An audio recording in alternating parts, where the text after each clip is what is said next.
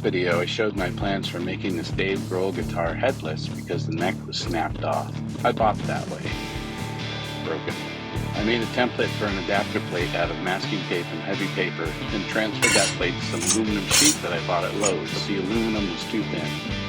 So I switched to some steel from some scrap from work that my boss gave me. One of the versions I made didn't have tailpiece screws, but those were needed, otherwise the whole assembly tips forward toward the neck and throws everything out of tune. Here's the version I like, but it wouldn't intonate correctly because of the location of the bridge on the adapter plate. The bridge needs to be a certain distance from the nut or the end of the neck. Here's a diagram I made explaining this. The distance from the nut to the bridge saddle is known as a scale. Half the scale length is the distance from the nut to the 12th fret and from the bridge saddles to the 12th fret. If you don't get this right, you can't tune the guitar properly. This bridge is much different than what Gibson-style guitars have been, as you can see in the photo in the standard DG335 guitar. I ended up using these kinds of screws for mounting the bridge and the larger ones to fit the old bridge and tailpiece screws. They worked well. Once I got the whole plate mounted and the bridge screwed on top, I'll get the strings installed. Try to intonate, and if that doesn't work, take everything apart. On to wiring, once that's figured out. I went with a Gretsch-like wiring for this guitar, much different than I'm used to, with a master volume, a volume for each pickup, and a master tone. Guyker sent me some cool T.D. Jones-style pickup for this project, which I was waiting for when I was wiring this up. They have a classic look and come in a variety of colors. Use my coupon code to get 12% off your order from Guyker.com. I'll follow the link in the description. I found some cool looking witch hat knobs too, and got the wiring installed, then it was on to installing the pickups. After getting the pickups soldered into my wiring, it was time to mount the pickups. Since Guyker is still working on their pickup rings for these pickups, I used another brand. The link is in the description.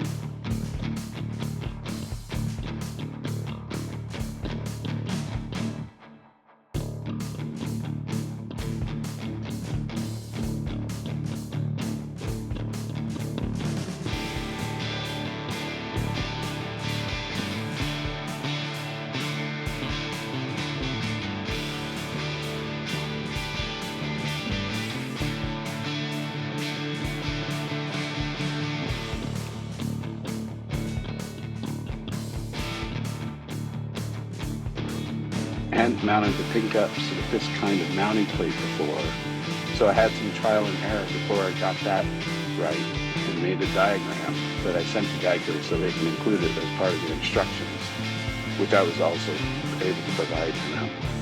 They should have that on their website soon.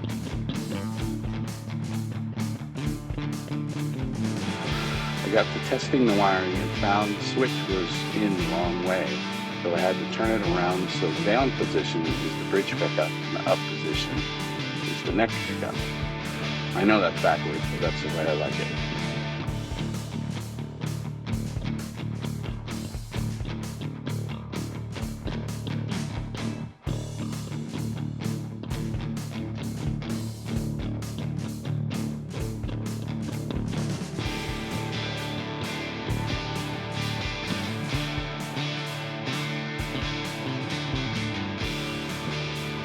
If you ever need to touch up some black hardware, don't use a Sharpie. They end up a bluish color, although I am colorblind.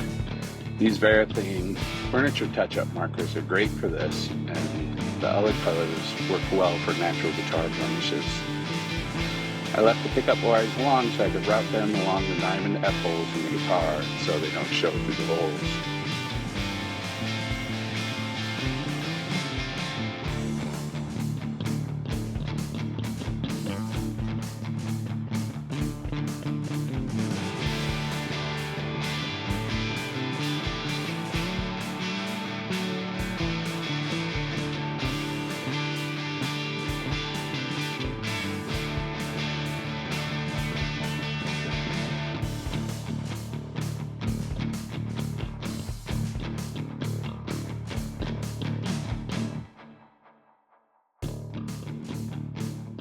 Now it's on to stringing it up again. The other strings I had on them were getting beat up from the locking headpiece screws.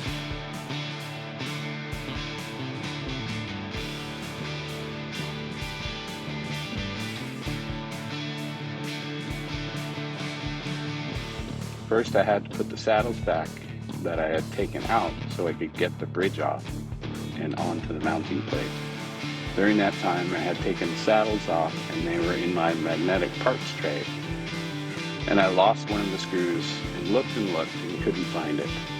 Luckily my Area Pro 2 base that's in the repair/rebuild queue has the same exact size saddle screws. Crisis averted.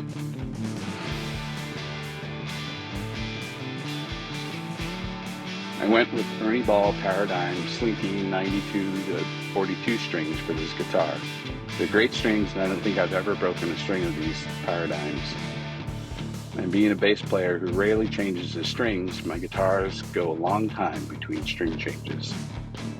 To get the string up through the saddle, you'll need to kink the end of the string so it pokes its way through and over the saddle.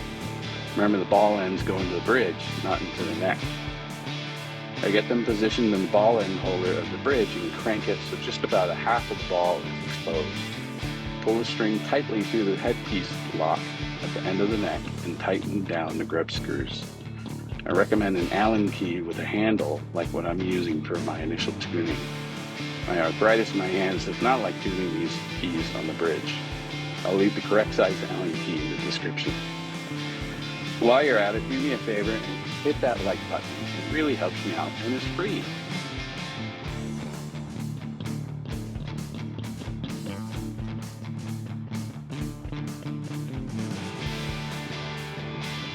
Now, how does it sound? The original audio got messed up somehow, so I recorded it along with the background music for this video using this guitar.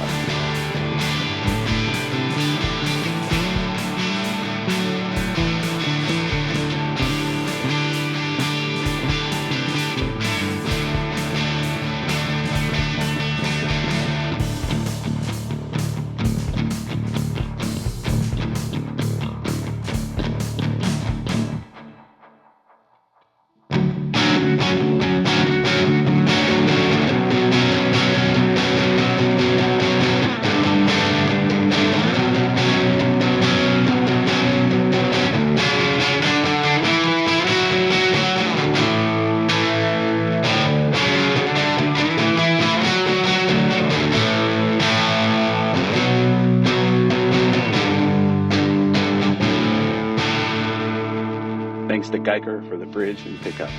There's a link in the descriptions along with a code to save some money off your order. Thanks for watching and check out my other videos for more guitar and bass builds.